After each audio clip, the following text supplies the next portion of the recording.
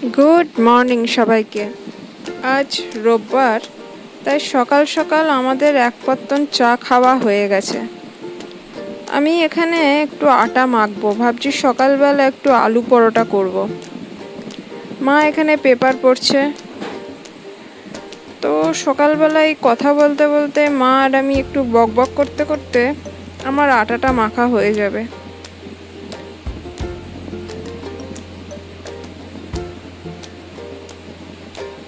রোববারে একটু সাধারণত আমার ফাস্টফুড বা ভুলভাল খাবারগুলো খেতে ইচ্ছা করে। আজ একটু বিরিয়ানি বানানোরও ইচ্ছা আছে, দেখা যাক কতটা কি করতে পারি। আজকে আবার দেখছি একটু গরম আছে, ওয়েদারটা খুব একটা ভালো না, মেঘও করেছে আবার গরমও রয়েছে দেখছি। বৃষ্টি হবে কিনা কে জানে।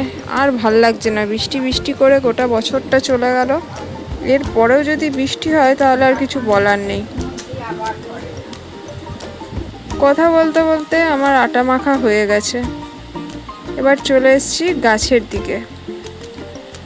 এগুলো সব শীতের গাছ আমার। এমনি প্রচুর গাছ নষ্ট হয়েছে শীতের এই বছরে, বৃষ্টি বৃষ্টি করে। জানি না এখন কি হবে, গোটা বছরটা তো পড়ে আছে, সরি গোটা বছর নয়, শীতের মরশুমটা পড়ে আছে।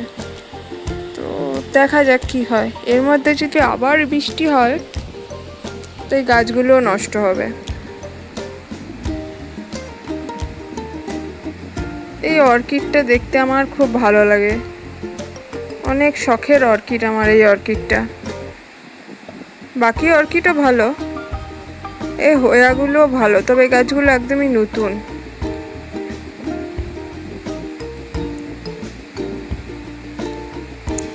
এখানে একজন কাকুকে দেখাই।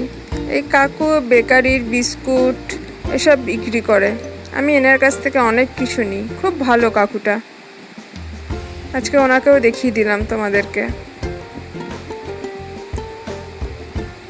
এবার চটজলদি তাড়াতাড়ি আলু পরোটাটা বানিয়ে নিই। মা আলু সিদ্ধ তারপরে বাকি মশলাপাতি সব আমাকে বানিয়ে দিয়েছে।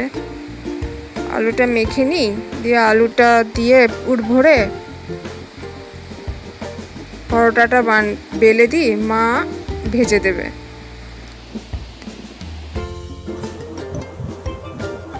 আলু পরোটার রেসিপি তোমাদের আগেও দেখিয়েছি, তাই জন্য আজকে আর এত ডিটেলসে গেলাম না, কারণ ওই যে বললাম বিরিয়ানি বানাতে হবে, তাই সব কিছুই তাড়াতাড়ি করছি। আলু পরোটা হয়ে গেছে, এবার খেয়ে বিরিয়ানি বানাবো। বসে গেছি বিরিয়ানির মশলা নিয়ে। বিরিয়ানি বানানো কিন্তু ঝামেলার কাজ, আর অনেক কিছু লাগে।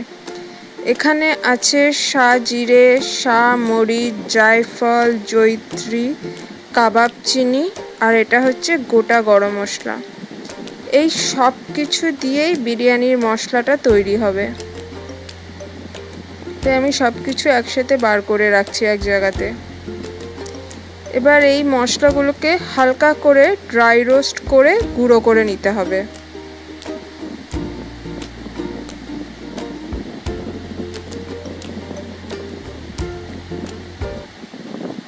মশলাটা একটু হালকা করে ড্রাই রোস্ট করে নিচ্ছি, দিয়ে গুঁড়ো করে নেব। বেশি ভাজলে কিন্তু চলবে না, পুড়ে যেন না যায় সেদিকে নজর রাখতে হবে। এবার বিরিয়ানি করা রেডি করলাম বা শুরু করলাম। এখানে পেঁয়াজের বেরেস্তা ভাজছি। ওই পেঁয়াজটাকে একটু লাল লাল করে ভেজে নিতে হবে, আর কিছুই নয়। এই পেঁয়াজটা ভেজে তুলে নেব। আলু সিদ্ধ করা ছিল আগের থেকে, এখানে একটু বিরিয়ানির মশলা আর হলুদ দিয়েছি, দিয়ে একটু হালকা করে ভেজে তুলে নেব।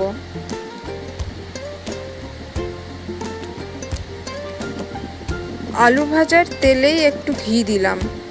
এবার পেঁয়াজ দিচ্ছি। পেঁয়াজটাকে ভালো করে ভেজে নিতে হবে। এখানে আছে রসুন আর আদার পেস্ট। রসুন বেশি দিতে হবে, আদা একটু কম। এটাও ভালো করে ভেজে নিতে হবে।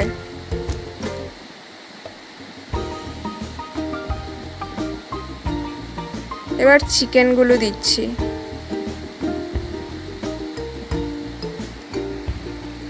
চিকেনগুলো এর সাথে একটু ভাজতে হবে।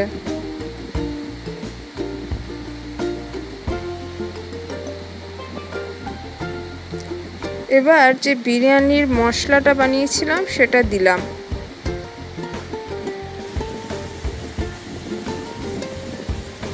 এটা হচ্ছে কাশ্মীরি লঙ্কা গুঁড়ো, এটা কিন্তু অবশ্যই দিতে হবে। আর এর সাথে অল্প করে ধনে, হলুদ, লঙ্কা এই সব গুঁড়োগুলোই দিয়েছি, দিয়ে একটু জল দিলাম। মশলাটাকে এখানে কষাতে হবে একটু।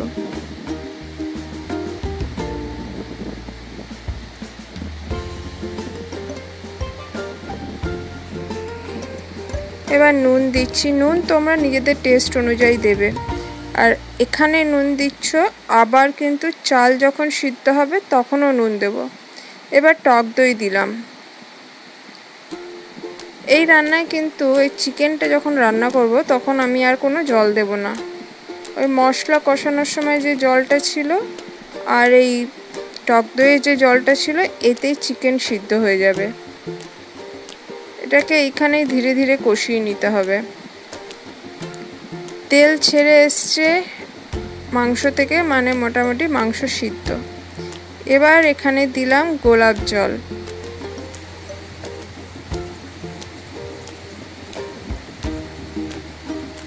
এবার কেওড়ার জল দিচ্ছি।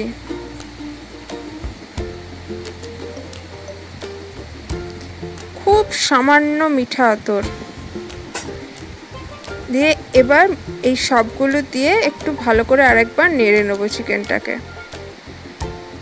চিকেন রান্না কমপ্লিট, বিরিয়ানির চিকেন রান্না।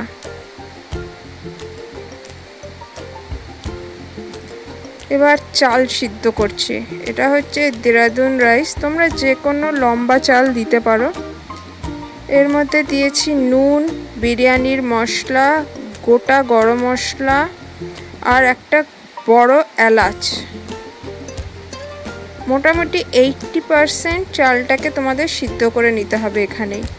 পুরো সিদ্ধ করো না, তাহলে কিন্তু দমে দিলে আবার চাল পুরো গলে যাবে। এবার হবে মেন কাজ, দমে দেওয়া। চিকেনের ওপরে 80% সিদ্ধ করা চালটাকে দিয়ে দিলাম, ছড়িয়ে দিতে হবে ভালো করে।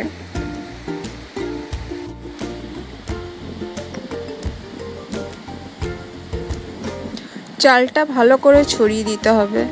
এবার ভাজা পেঁয়াজ আর বাকি বিরিয়ানির মশলাটা ওপর থেকে দিয়ে দিলাম। এই দুধের মধ্যে রয়েছে হলুদ রং, কেওড়ার জল, গোলাপ জল আর অল্প মিঠা আতর। এই পুরো দুধটা এখানে ঢেলে দেবো।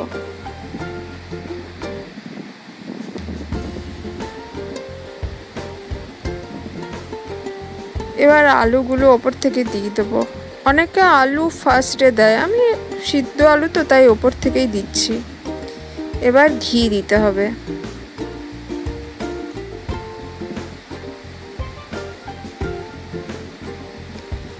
এই অ্যালুমিনিয়াম ফয়েল দিয়ে ভালো করে কড়াইটাকে আমি এয়ারটাইট করে নেব, যাতে ভেতরের কোনো গন্ধ বেরোতে না পারে। এবার এটাকে দমে দিতে হবে। আমি এইভাবে দমে দিই। ফার্স্টে একটা নিচে বড় ননস্টিকের তাওয়া ছিল পুরনো, ওটা দিয়েছি, তার ওপর কড়াইটা চাপিয়ে দিয়েছি। মোটামুটি আধ ঘন্টা লাগবে এখানে। এটা স্টিমে হবে আস্তে আস্তে। চলো, বিরিয়ানি রেডি, এবার খাওয়ার পালা।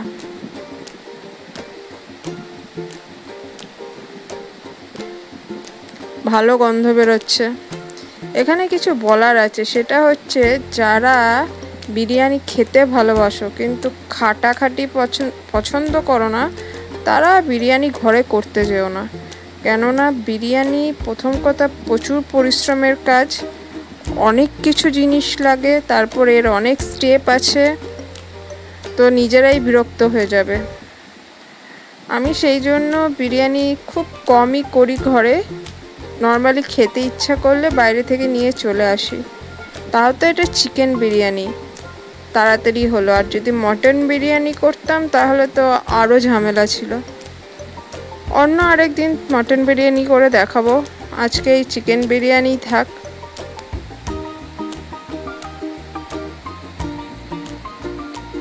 মা এখানে পেঁয়াজ দিয়েছে কেটে, আজকে আর শসা নেই, তাই স্যালাডে শুধু পেঁয়াজ। প্রচুর খিদে পেয়েছে, সকাল থেকে অনেক কাজকর্ম করে নিয়েছি আমি। তাই আজকের মতো ব্লগটাকে এখানেই শেষ করছি। তোমরা সবাই ভালো থেকো।